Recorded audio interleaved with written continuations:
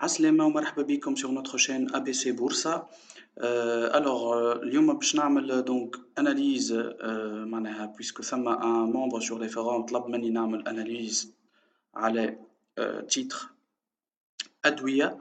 Donc باش نعمل un petit balayage rapide على titre أدوية et puis on fera le point sur le Thune Index. Voilà. Alors, Adouya sur un graphe mensuel, donc elle est dans une sorte de canal, on va dire précisément dans une sorte de biseau d'élargissement, sur un graphe mensuel, avec un support oblique en vert, et un support horizontal, d'accord?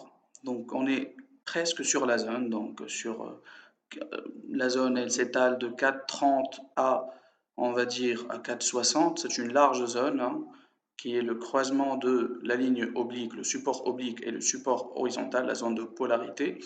Donc, on va affiner sur un graphe. Donc, voici les différents supports tracés sur le graphe mensuel et tout et tout. Et là, on va voir sur un graphe hebdomadaire. Donc, sur un graphe hebdomadaire, on est presque en train de toucher le support oblique ainsi que le support horizontal. Voilà. Concrètement, fondamentalement, je ne sais pas comment elle se comporte cette valeur pendant cette période ou bien pour les prochains mois. J'ai pas une idée, j'ai pas suivi cette valeur de près.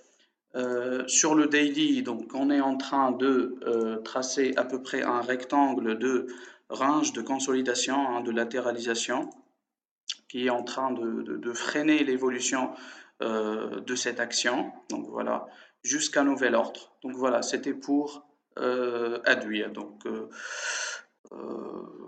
voilà, il n'y a pas d'accélération à la hausse, on touche presque le support et on va voir. Donc pour ceux qui détiennent peut-être la valeur, un stop loss conseillé à, on va dire, à 4,01 ou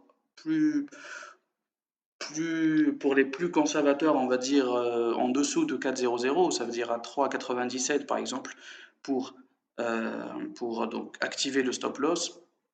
Sinon, voilà, à surveiller la réaction, peut-être il y aura un rebond en s'approchant des différentes zones de support. Voilà, ok. Donc, je me suis le Thune Index. Alors, Thune Index, qui m'a شفتوا في الفيديو القديمة اللي هبطتها لكم il y a à peu près 2 semaines ou 3 semaines. On a donc 3 lignes de tendance, la tendance majeure, donc la tendance primaire, la tendance secondaire et la tendance tertiaire. Il y a donc 3 niveaux de support. Le support long terme oblique est en marron, ou support الثاني هو هذا والsupport الثالث اللي تكسر وقت حكيت لكم عليه. Bref, donc sur un graphe daily, donc on va affiner.